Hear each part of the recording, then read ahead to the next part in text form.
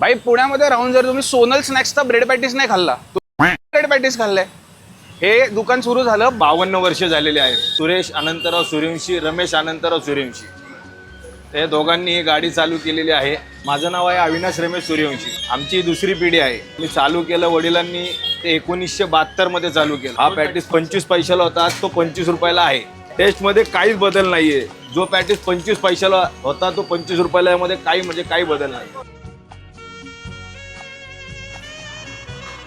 गरमागरम सॉफ्ट लुसलुशीत bread patties आहे बसा, जो अजिबात सुपर तिखट नाहीये. चिंचेच्या चटणीमध्ये बुचकळलाय तो अख्खा, सो त्याच्यामुळे तो आतपर्यंत त्याची चिंचेची चटणी मुरली आहे. बाहेरनं कडक क्रिस्पी आहे. बटाट्याचं फिलिंग जे आहे ते मस्त मसालेदार आहे.